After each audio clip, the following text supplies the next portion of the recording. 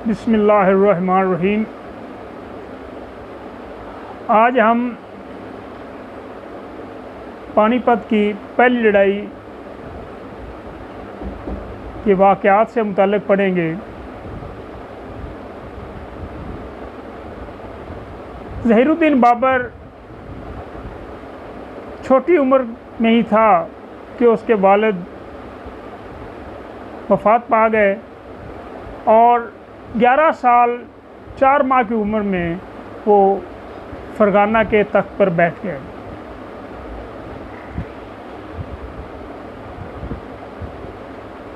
इस छोटी उम्र में ही उसे बहुत सी मुश्किलात का सामना करना पड़ा। उसके अजीज़ व अकारब, रिश्तेदार, मामू, चचा उससे फरगाना की रियासत छीनने के दर पे भी हो गए। बाबर खुद भी ये चाहता था कि समरकंद, जो कि अमीर तैमूर का पाया तख्त था, उस पर कब्ज़ा करे। और चूँकि ये रवायत थी कि जो समरकंद का हुक्मरान होता था उसे दूसरे तैमूरी शहज़ादों पर फ़ौक़ियत हासिल होती थी, तो इस वजह से उसे बहुत सी जंगें लड़नी पड़ी, बहुत से मसाइब का सामना करना पड़ा। एक वक्त ऐसा आया कि समरकंद हाथ से गया ही था कि फरगाना भी चला गया, लेकिन उसने हिम्मत नहीं हारी। फरगाना पर दोबारा कब्ज़ा किया, समरकंद पर दोबारा कब्ज़ा किया और उज़्बकों से लड़ा, मुग़लों से लड़ा, अफ़गानों से लड़ा और मुसलसल साबित कदम रहा। गो के वो समरकंद और फरगाना पर कब्ज़ा करने में नाकाम रहा, लेकिन इन मुश्किलात ने, इन मसाइब ने, इन जंगों ने उसे में हौसला मंदी पैदा की, खुद एतमादी पैदा की और बड़ी से बड़ी मुश्किल के सामने साबित कदम रहना सिखाया। ये मुश्किलात ही थीं जिन्होंने बाबर को ये सिखाया कि सामने बड़ी से बड़ी मुश्किल को भी कैसे हौसला मंदी से बर्दाश्त करना है, हौसला मंदी से उसका मुकाबला करना है। और यही वजह थी कि इब्राहिम लोधी की 1 लाख फ़ौज थी और इसके पास सिर्फ 12,000 थी, लेकिन उसके पाया जो है हौसला में कोई लग़ज़ नहीं आई। वो घबराया नहीं, बल्कि इब्तदाई मुश्किलात ने बाबर को ये सिखाया कि बड़ी से बड़ी आफत के सामने घबराना नहीं, यानी उसे घबराना नहीं का सबक सिखाया गया।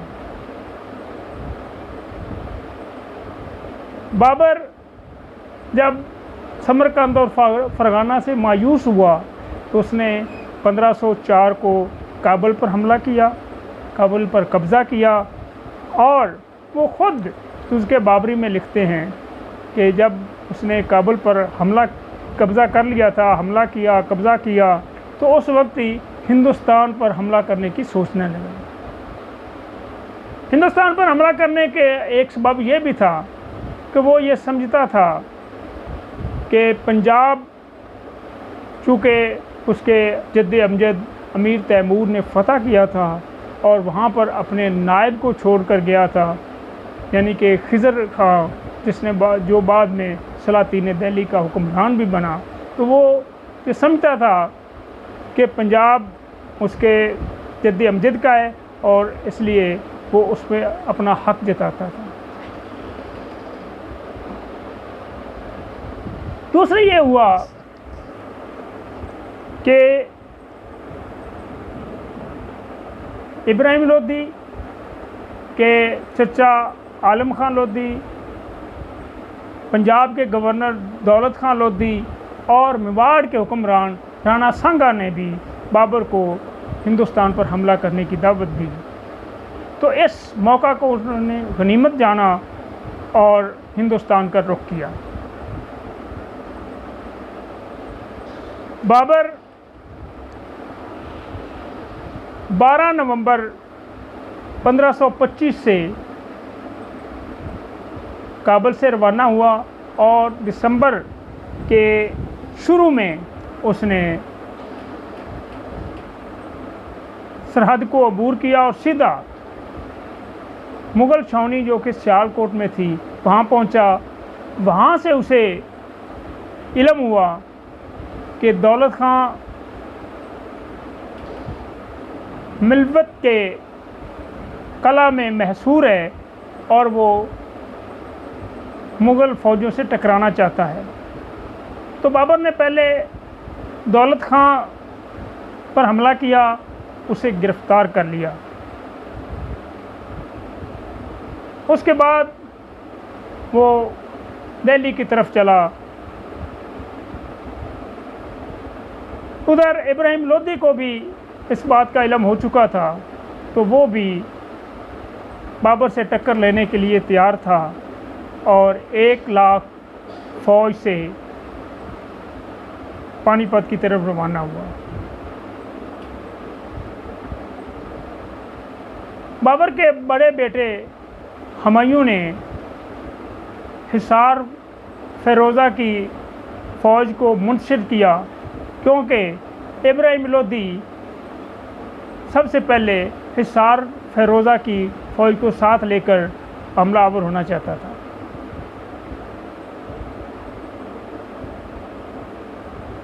इश्तियाक हुसैन कुरैशी लिखते हैं कि हुमायूं ने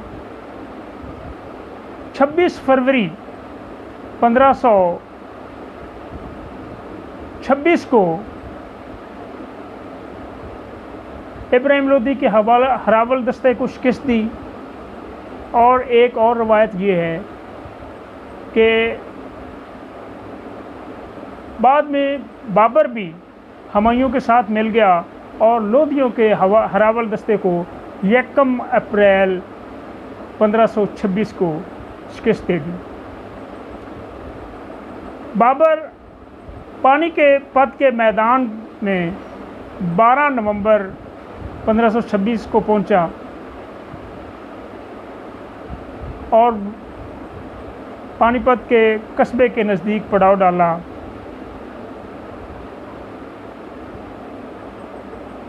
उधर इब्राहिम लोदी भी इस मैदान के करीब पहुंच गया। शाहजहां नामा में उसके मुसन्नफ़ मोहम्मद सालेह कंबोह लिखते हैं कि इब्राहिम लोदी के पास 1 लाख सवार और 1000 जंगी हाथी थे। उधर बाबर के साथ 12,000 फ़ौज थी। अब अददी लिहाज से इसका कोई मुवाज़ना नहीं था, लेकिन जो मैंने पहले ये बात बताई है कि बाबर को जो इब्तदाई मुश्किलात थी, जो उसने जंगें लड़ी थी, उज़्बकों से लड़ी, मुग़लों से लड़ी, ईरानियों से लड़ी, उन्होंने उसे बहुत कुछ सिखा दिया था। उसे जंगी चालें सिखा दी थी, उसे बड़ी फ़ौज का छोटी फ़ौज के साथ मुकाबला करना सिखा दिया था। उन मुश्किलात ने, उन जंगों ने बाबर को कमांड करना सिखा दिया था। बाबर को फ़ौज को मुनज़्ज़म करके हमला करना या दिफा करना सिखा दिया था। लेकिन दूसरी तरफ इब्राहिम इन तमाम खसूसियात से आरी था। उसके पास ना तो मुनज़्ज़म फ़ौज थी और ना ही वो खुद कोई बहुत बड़ा जर्नैल था। दूसरी बात ये भी थी कि बाबर अपनी फ़ौज में मकबूल था, लेकिन इब्राहिम लोदी अपने घुमंड, अपने तकब्बुर, अपने नाअक्बत नाअंदेशी की वजह से अपनी फ़ौज में, अपने उमरा में इतना मकबूल नहीं था। तो खैर एक हफ्ता तक या इससे ज़्यादा फ़ौजें आमने सामने रहीं। अब बाबर के लिए जंग का तूल खींचना नुकसानदेह था। वो ये नहीं चाहता था कि इतना अरसा फ़ौजें आमने सामने पड़ी रहें। उसकी ये ख्वाहिश थी कि किसी तरह के जंग छिड़ी जाए। दूसरी ये बात थी कि बाबर हमेशा उसकी ये कोशिश थी कि दिफाई जंग लड़ी जाए। तो अब ज़ाहिर है कि इब्राहिम लोदी को उकसाना था कि वो किसी तरीके से वो मुग़ल फ़ौज पर हमला आवर हो। इसलिए 20 और 21 अप्रैल की दरमियानी शब को बाबर की फ़ौज ने इब्राहिम लोदी की फ़ौज पर नाकाम कोशिश की शब खून मारने की। इससे इब्राहिम लोदी को गुस्सा आया, इब्राहिम लोदी प्रवोक हुआ और सुबह होते ही उसने अपनी फ़ौज को मुग़ल फ़ौज पर हमला करने का हुक्म दे दिया। और ये जंग तुज़के बाबरी के मुताबिक सूरज एक नेज़ा ऊंचा हुआ था कि छिड़ गई। अब बाबर ने अपनी फ़ौज को एक ख़ास अंदाज में मुनज़्ज़म किया, उसकी सफ़बंदी की, दाएं बाजू बाएं बाजू में फ़ौज मुतय्यन की, 700 बैलगाड़ियों को एक लाइन में खड़े करके रस्सों से बांध दिया और 2 गाड़ियों के दरमियान का फासला 60-70 मीटर का रखा, ताकि वहाँ से जो तोपची हैं या घोड़सवार हैं, बंदूकची हैं, वो वहाँ से गुज़र कर हमला कर सकें। अब सफ़बंदी इस तरह की है, उसने बाबर ने सफ़बंदी इस तरह की कि दोनों बाजुओं पे तलगमा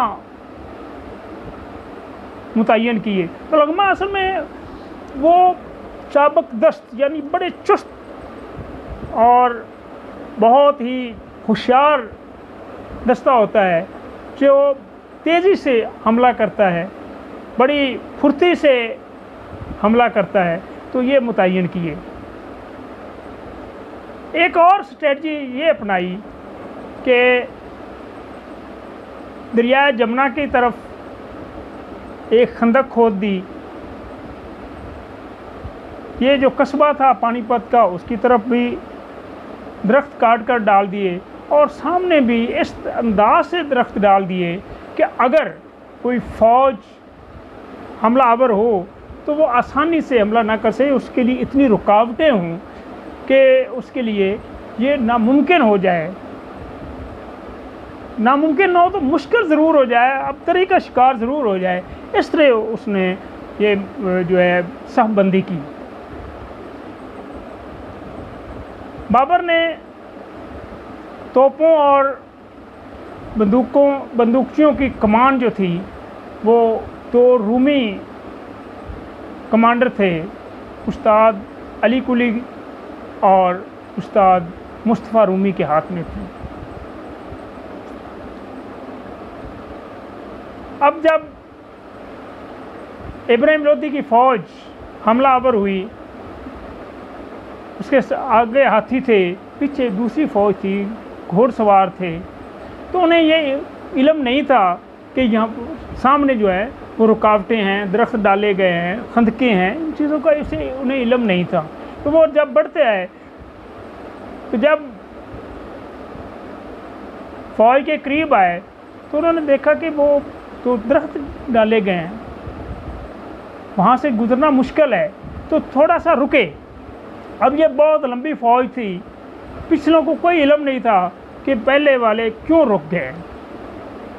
तो इसलिए वो एक अबतरी सी बदनज़मी पैदा हुई। तो जब बदनज़मी पैदा हुई तो जो चाबक दस्ते थे उन्होंने अपने हमले शुरू कर दिए। इब्राहिम की फ़ौज ने दाएं बाजू पर हमला किया, लेकिन उसे वहाँ पर से नाकामी हुई। और उधर दूसरी तरफ हमला किया, उस तरफ खंदक थी, वो भी मुश्किल था। तो अब एक बदनज़मी सी थी, उन्हें ये पता नहीं चल रहा था कि अब क्या किया जाए, कैसे हमला किया जाए, कैसे दिफा किया जाए, कैसे कंट्रोल किया जाए। तो वो कंट्रोल ना कर सके। और उधर मुग़ल फ़ौज की तोपों ने भी जब गोले बरसाने शुरू किए तो इब्राहिम लोदी के जो हाथी थे वो अपनी फ़ौज की रौंदते हुए राजा पुरुष के हाथी साबित हुए। उधर तलगमा यानी चाबक दस्ते जो थे वो लोदी फ़ौज को घेर कर अकब में ला रहे थे ताकि वो ज़्यादा से ज़्यादा तोपों और बंदूकों के गोले के सामने आएँ। तो ऐसे तरह इब्राहिम लोदी की फ़ौज को शिकस्त हुई। बाबर अपनी किताब उसके 12वीं में लिखते हैं कि ये जंग सूरज के एक नेज़ा ऊंचा होने से शुरू हुई और दोपहर तक लोदी फ़ौज का सफाया हो चुका था। लोदी फ़ौज की तकरीबन 15 से 16 हज़ार फ़ौजी मैदान में काम आए। इब्राहिम लोदी खुद भी मारा गया और ग्वालियर का जो हुक्मरान विक्रमाजीत था वो भी इसी जंग में मारा गया। अब जब लाशों को तलाश किया गया तो जब इब्राहिम लोदी की नाश मिली तो उसको सर काट कर बाबर के सामने पेश किया गया। बाबर 2 दिन जमुना के किनारे रहा, आराम किया, रेस्ट किया और फिर 24 अप्रैल को दिल्ली में दाखिल हुआ। तो सबसे पहले चूँकि ये एक रवायत है, ये जो चौथाई है ख़ास तौर पर, उनमें सूफिया कराम की उनके दिल में बहुत बड़ी इज़्ज़त है, बहुत बड़ा एहतराम है। खा तैमूर हो, खा बाबर हो, खा अकबर हो, जो भी हो, उनके नज़दीक औलियाए कराम और सूफिया कराम का बड़ा एहतराम है। तो यही वजह थी कि बाबर सबसे पहले दिल्ली में दाखिल होने से पहले, अपना खुतबा पढ़वाने से पहले सूफिया कराम के मज़ारों पर गए और फिर दिल्ली में दाखिल हुए और 27 अप्रैल को बाबर के नाम का खुतबा पढ़ाया गया।